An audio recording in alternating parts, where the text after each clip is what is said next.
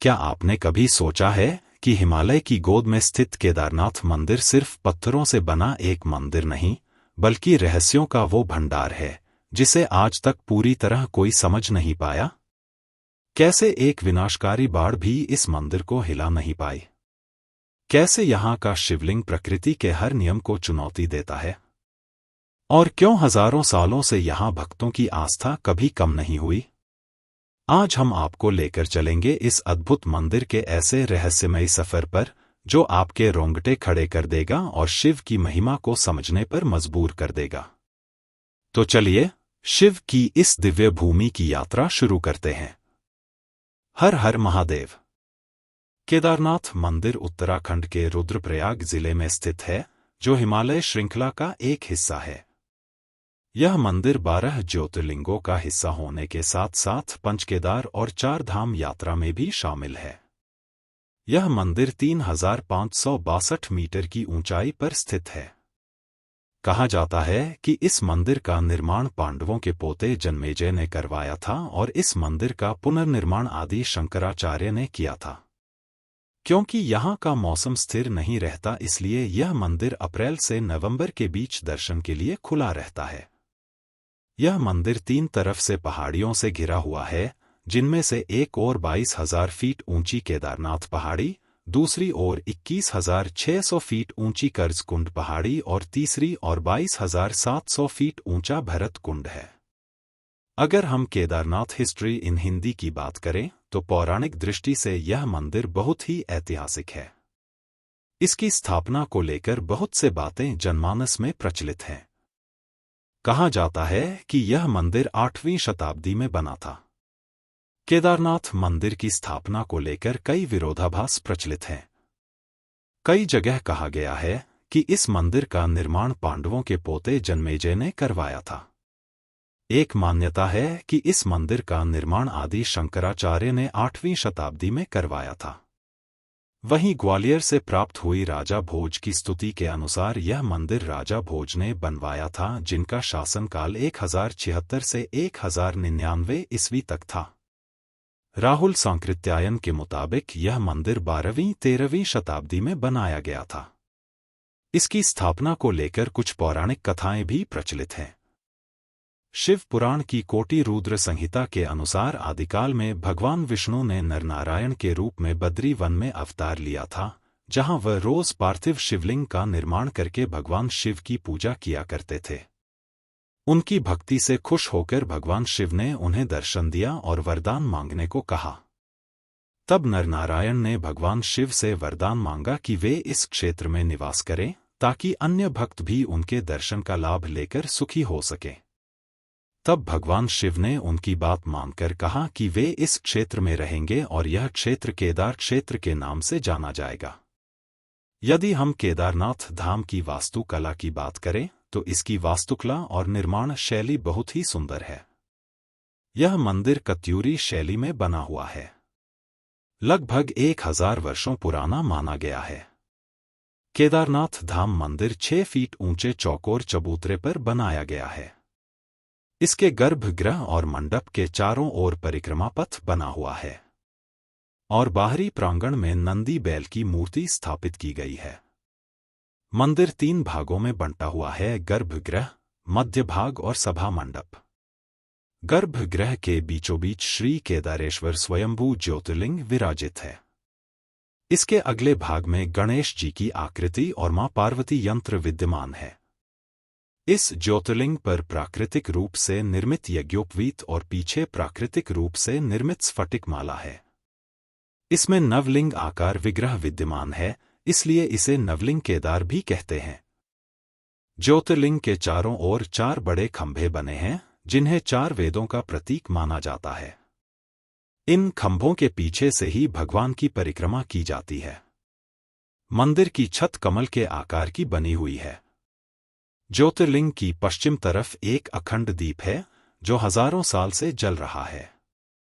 मंदिर के गर्भगृह की दीवारों पर सुंदर फूल और आकृतियां बनी हुई है।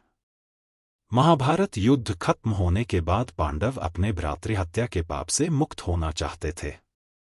इसके लिए वे भगवान शिव का आशीर्वाद प्राप्त करना चाहते थे, लेकिन भगवान शिव उन लोगों से क्रोधित थे। पांडव भगवान शिव के आशीर्वाद के लिए पहले काशी गए, लेकिन उन्हें वहां वे नहीं मिले। फिर पांडव भगवान शिव की तलाश में हिमालय पर पहुंचे। तब भगवान शिव वहां से अंतर्ध्यान होकर केदारनाथ चले गए। पांडवों ने भी जिद ठान रखी थी, इसलिए वे भी भगवान शिव के पीछे पीछे केदारनाथ पहुंच गए। तब भगवान शिव ने बैल का रूप धारण किया और वह अन्य पशुओं के बीच जाकर मिल गए। पांडवों ने भगवान शिव को इस रूप में भी पहचान लिया। तब भीम ने अपना आकार बढ़ाया और अपने दोनों पैरों को दोनों पहाड़ों पर रखकर फैला दिया। अन्य सभी गाय बैल तो उनके पैरों के नीचे से निकल गए, मगर भगवान शिव यह करने के लिए तैयार नहीं हुए। तब भीम पूरी ताकत से बैल रूपी भगवान शिव को पकड़ने के लिए झपटे, लेकिन भगवान भूमि में अंतर्ध्यान होने लगे। तभी भीम ने उनकी पीठ का तिकोना हिस्सा पकड़ उनको रोक लिया। भगवान शिव पांडवों के दृढ़ संकल्प को देखकर बहुत खुश हुए और तुरंत पांडवों को दर्शन देकर उन्हें उनके पापों से मुक्त किया। तभी से भगवान शिव बैल की पीठ की तिकोनी आकृति के रूप में केदारनाथ में पूजे जाते हैं। कहा जाता है कि जब भगवान शिव बैल के रूप में अंतर्ध्यान हुए, तब उनके धड़ से ऊपर वाला हिस्सा काठमांडू में प्रकट हुआ, जहां पर आज पशुपतिनाथ महादेव का प्रसिद्ध मंदिर स्थित है। उनकी भुजाएं तुंगनाथ में, मुंह रुद्रनाथ में, नाभि मद्महेश्वर में और उनकी जटाएं कल्पेश्वर में प्रकट हुई। इसीलिए केदारनाथ सहित इन चारों स्थान को मिलाकर पंच केदार कहा जाता है। केदारनाथ धाम मंदिर ऐतिहासिक तो है, साथ ही यह अपने साथ कई रहस्य को समेटे हुए हैं। ऐसे ही कुछ रोचक रहस्य हम आपके साथ साझा करने जा रहे हैं। केदारनाथ धाम के बारे में आपने अक्सर लोगों को कहते सुना होगा कि यहाँ पर स्वर्ग से हवा आती है। वास्तव में इसके पीछे कोई चमत्कार या रहस्य नहीं है, बल्कि ऐसी अनुभूति केदारनाथ धाम की भौगोलिक स्थिति के कारण होती है। केदारनाथ हिमालय की ऊंची चोटियों के बीच में बसा हुआ है और उसके आसपास बहुत ही घने जंगल हैं। इन भौगोलिक परिस्थितियों के कारण यहाँ चलने वाली हवा बहुत शुद्ध और ऑक्सीजन से भरी होती है, जो यात्रियों को सुखद अनुभूति देती है। इसीलिए यात्रियों को महसूस होता है कि केदारनाथ धाम में आने वाली हवा स्वर्ग से आ रही है।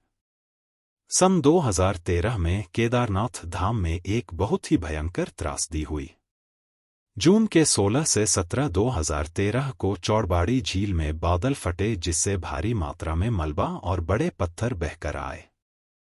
पानी के तेज बहाव के कारण मंदाकिनी नदी ने अपना रास्ता बदल दिया और केदारनाथ धाम क्षेत्र में बाढ़ आ गई। इस बाढ़ में लगभग 5000 के आसपास लोगों की मृत्यु हुई। आज भी कई लोग लापता हैं। इस घटना में 4500 गांव प्रभावित हुए। इस बाढ़ में बचाव कार्यों के लिए थलसेना, नौसेना, वायुसेना को 50 से अधिक विमान और 10,000 सैनिकों का उपयोग करना पड़ा और उसने 110,000 यात्रियों को बचाया।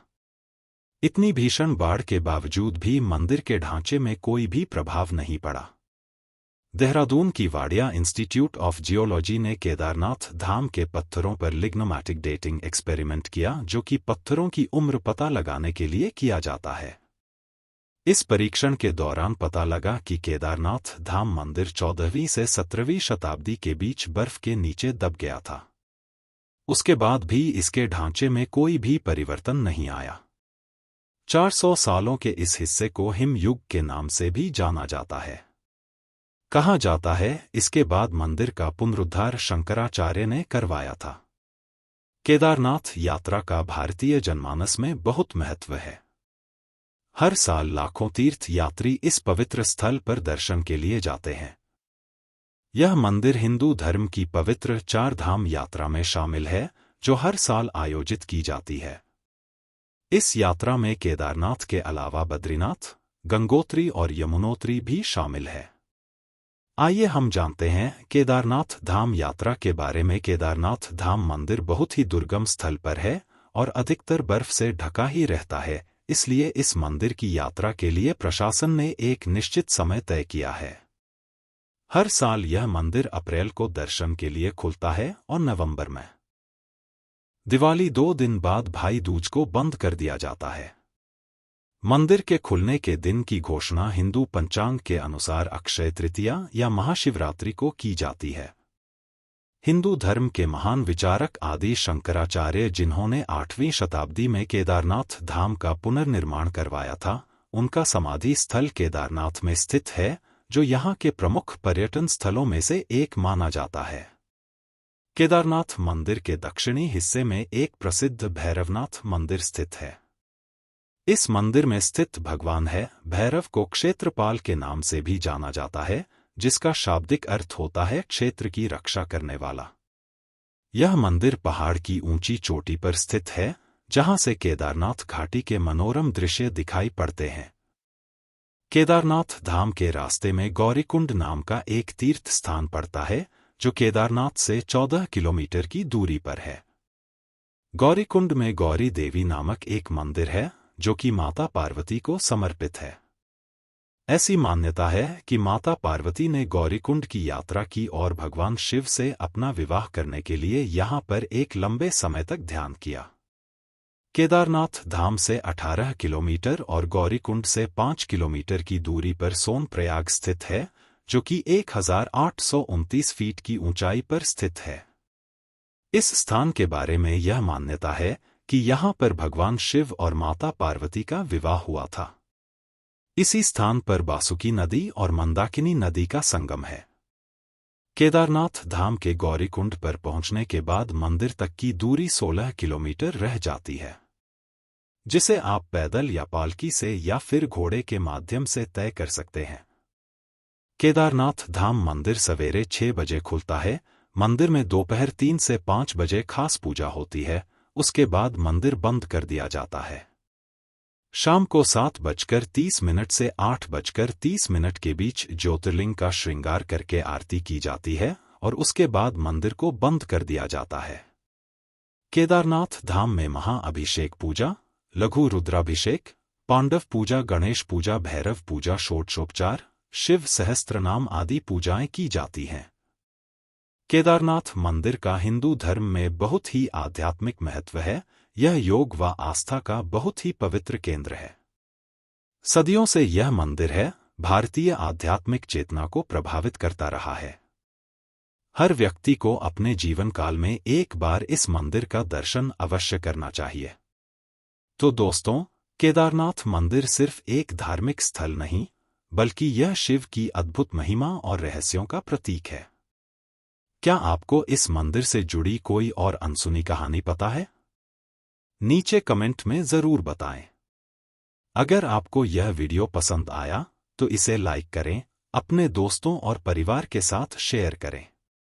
ऐसे ही और भी रहस्यमय और प्रेरणादायक कहानियों के लिए हमारे चैनल को सब्सक्राइब करना न भूलें। तो मिलते हैं अगली बार एक और नई रहस्यमयी कहानी के साथ। हर हर महादेव।